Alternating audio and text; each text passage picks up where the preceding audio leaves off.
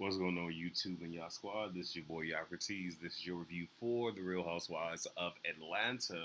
So we pick up where we left off, and we have Drew walking in. Sonya goes to greet Drew, but you can see that she's a little bit perturbed, ever so slightly, because she wasn't expecting her to come. So, all right, whatever. But at least, she was trying to be a gracious host, so, go and talk to Drew. Well, greet her, I should say. So Drew says, she comes in peace and, being a supportive friend. And for me, when she said that, I felt like whatever conversation that Sonya wanted to have just shouldn't have happened right there. Since she said she came in peace, it's just kind of how I felt. Granted, I know, shooting the show here, but I'm just saying, I don't know. Anyway, they eat, and then Sonya brings out one of her medals, so she's going to award the lady who did the best dirty wine with one of her medals, and this was also a way for her to brag and whatnot. And Drew, was it Drew? I believe it was Drew that was like, "Okay, Kenya ain't bringing out her crown, Candy ain't bringing out her Grammys, but you bringing out your medal. Okay, all right." And she even said, if Pick Me was a person, it would be her. I was like, you know what? All right. So Marlo is the one that won, so she got the medal. Sonya says, she's been wanting to talk to Drew for some time now. And I would have said, that's fine, we can do lunch.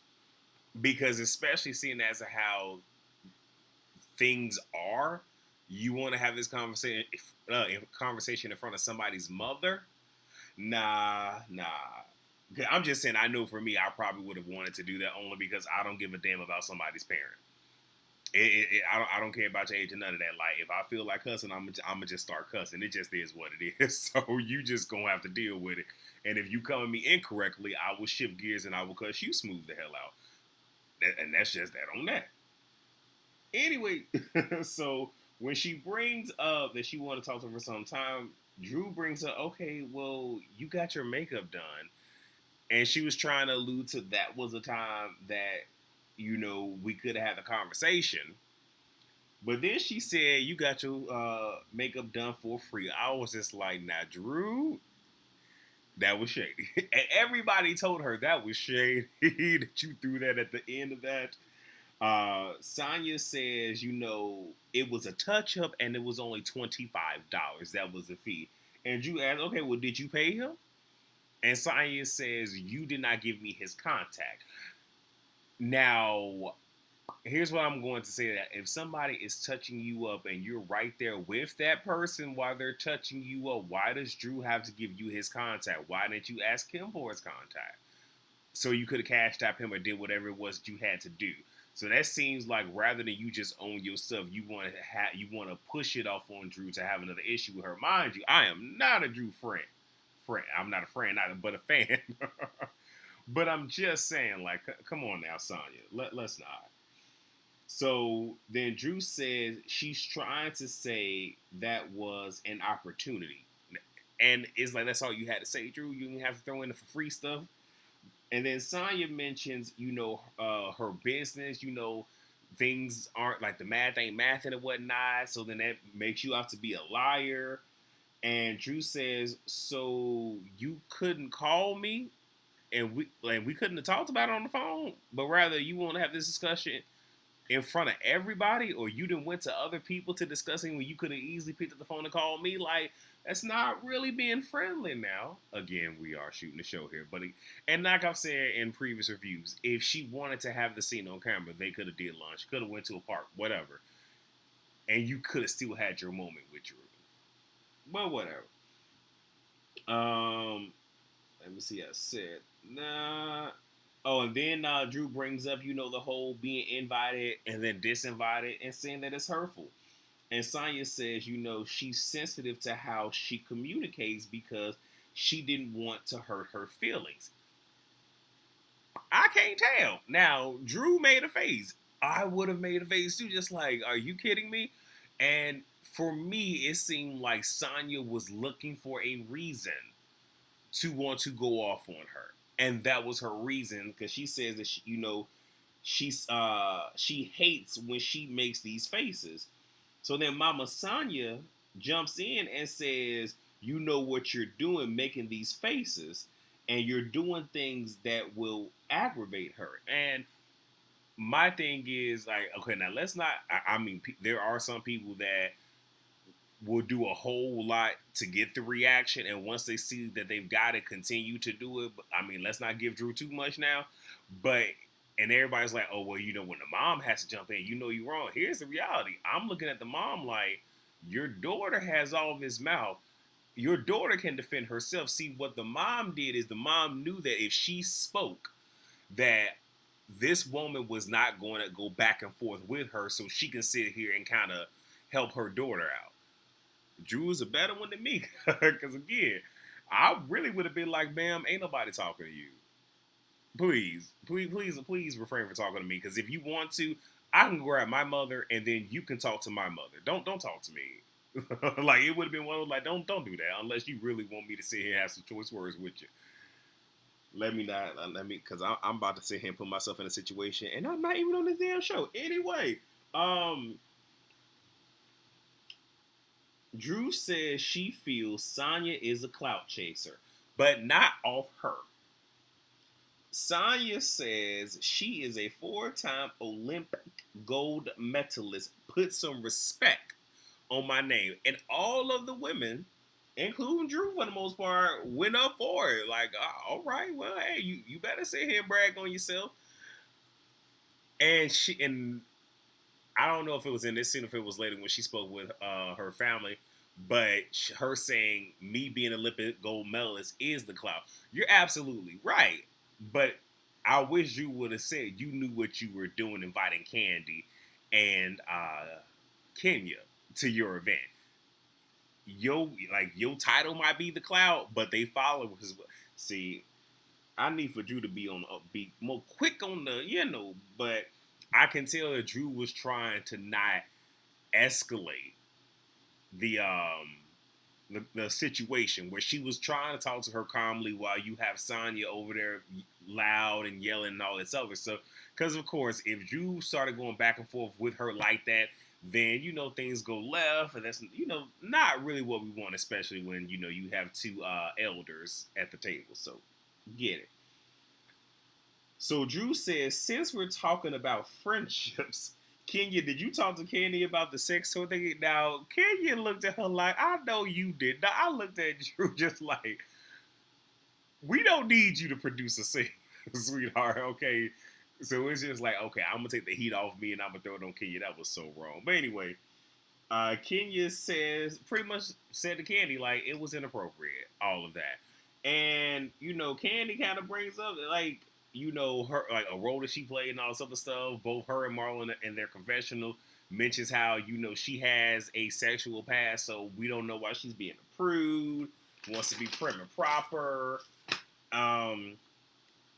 Now, one thing that did happen is Mama Joyce did say, if you didn't want to wear it, you just didn't have to wear it. I do not go for Mama Joyce. I really don't. But I understood what she was saying, that it didn't have to be all of what this is. It's just simply say, hey, I don't want to put that in my no area, and leave it.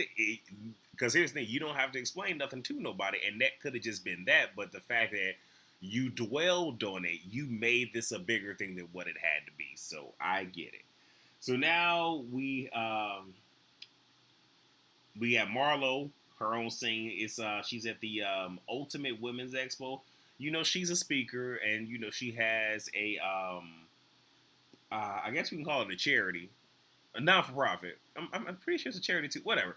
Called Glam It Up, and pretty much this is her spending time with little girls who are in the foster care system, and treating them, to different things, like dining experiences, maybe shopping or something like that, and letting them know that they're worth it, right?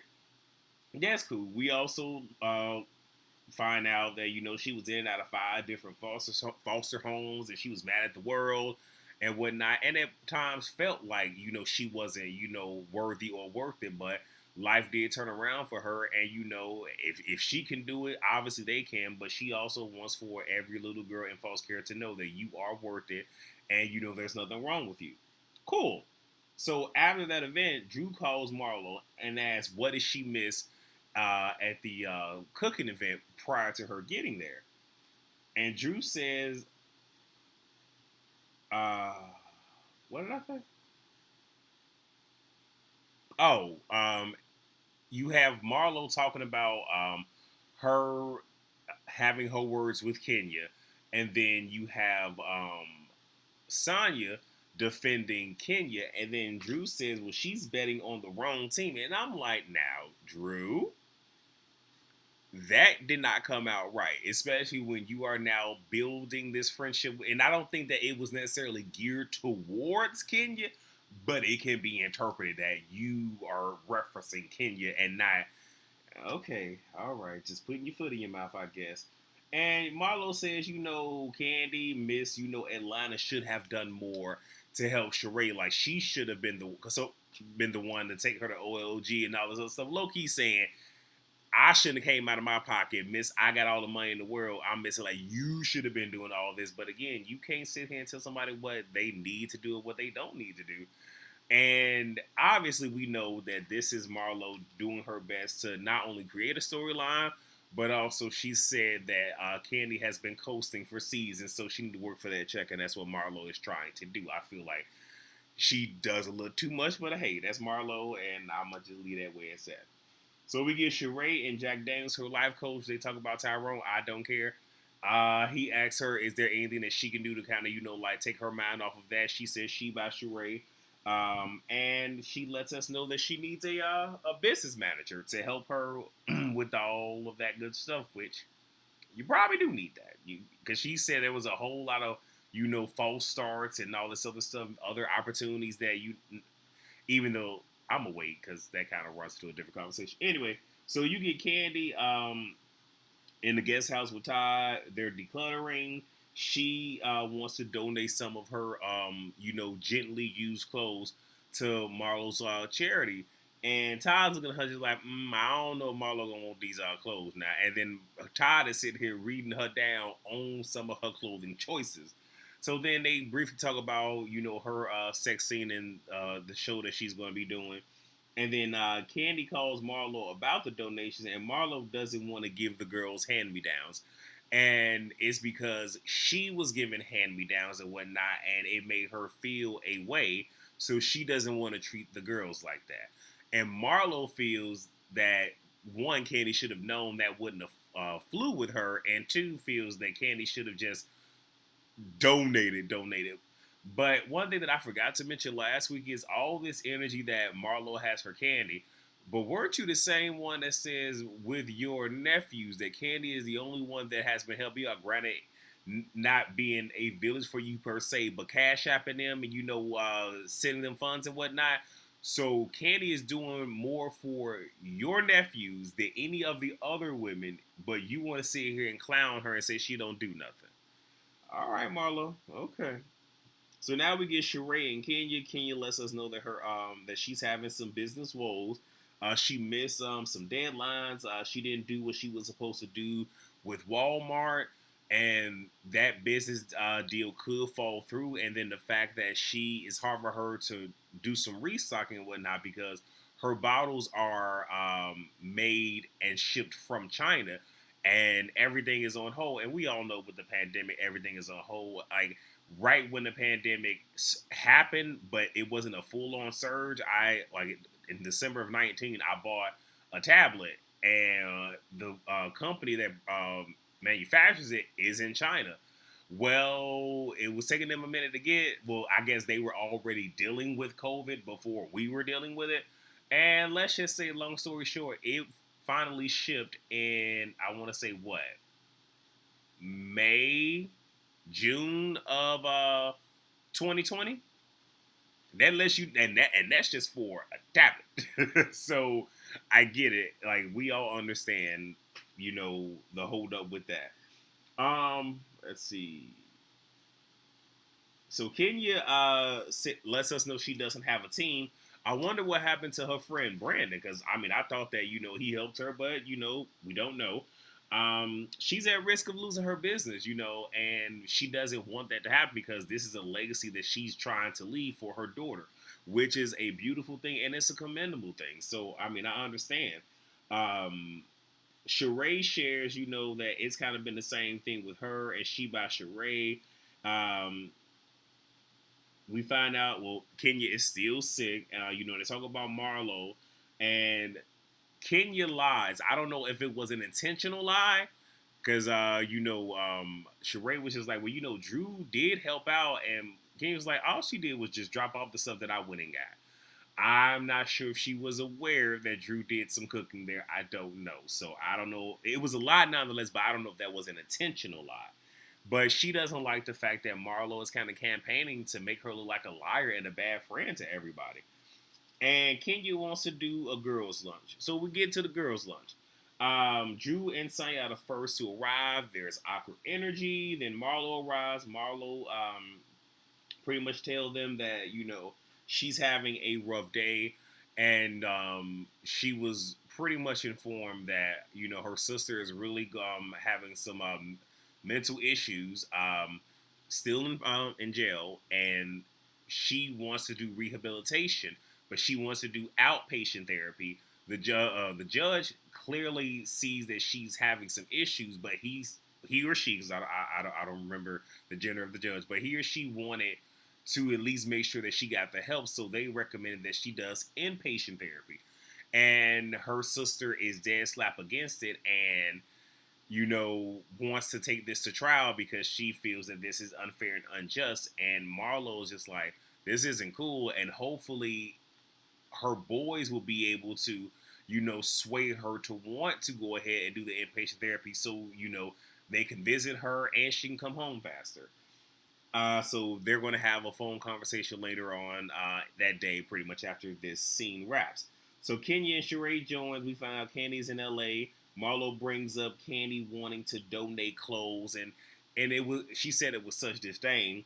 And Kenya, feels like the message that you're putting out there is a wrong one, where you're in essence telling these young girls that they need to place their value in clothes, or should we say in material things, in status and all this other stuff. And she's like, yeah, that's not cool. And even goes so far as tell her, like, don't vilify somebody because their act of giving isn't exactly what you wanted. So pretty much because you want something different than what Candy is willing to donate, rather than appreciate the fact that she was thinking of you and these girls that wanted to do something nice, you want to make her out to be the bad person. And then Kenya segues that into the whole, because you're trying to vilify me and everything. And, they have their back and forth. And Marlo pretty much kind of, puts a button on it, clears that whole thing up. In essence, just saying, like, we're good or whatever. But then she brings up Candy and saying how she wished that Candy would, be doing more, to help out when it comes to Sheree. And now Sheree truly has an issue when it comes to Candy because, she's like, Candy, should have reached out and all this other stuff when she found out this information, and feels away. And Sonya says, okay, well, I also heard too. I just didn't know what was going to be the best course of action in terms of, trying to, help out and whatnot. And again, like, look, I said it before. I'm going to say it again. Sheree is on the wrong team. This is the third time. This is the third time that she's pulling this stunt right here. And, all right, when you don't come back next season, I'm pretty sure you probably not coming back ever again because you want to sit here and be a Marlo's fourth quarter contact, but whatever. So then you have, right now I'm freestyling because I don't even feel like looking at these stuff no more. I'm probably going to in a second. But then you have Sonya saying, she wanted to make things up to Sheree and Marlo and invites them pretty much on like a little trip. And Drew was like, oh yeah, because I know about that because you invited me. And pretty much she got disinvited right there. And, yeah, I guess this is where I probably do need to get back to my notes because there was some back and forth. I wrote some stuff down. So what did I say? So when Drew brings this up, now Sonya turns up and says Drew, over talks people, and then you bringing up me not paying your stylist is BS. I pay all my bills, and then Drew says she doesn't, and then calls her unstable. I'm like, now this is funny. Now, one thing I will say is, up until Drew give like matching Sonya's energy, she was getting up under Sonya's skin because she's not arguing, like she's arguing with her, but she's not having that same tone. So there's an energy imbalance. And that will really piss somebody off when they're doing all the other whatnot and you don't give them that energy back. Oh, that will piss them off. So Sonya says that she will not, like with all this, like I might not even talk to you, while you doing all this mess and whatnot. And then she says, "Stop being phony," and then asks, "How am I unstable?" Now it's at this point that Drew then turns up and says, "Because you went from 0 to 20 million, and there was no reason for that." So Sonya says, she's the one that's unstable. Drew leaves. Kenya follows Drew, and Drew trying to figure out where everything went wrong because she thought that she was listening quite well. And not Candy. Ken was just like, you did cut her off, and that's probably what triggered her to have this blow up. But it just seems like I don't know, like it's just some of what Sonya is giving. I just don't know. I'm confused. Anyway, we end the episode with the video chat. The boys, they pray before they initiate the video phone call. Marlo tells us, because I'm pretty sure Marlo did not want to show her sister in this light.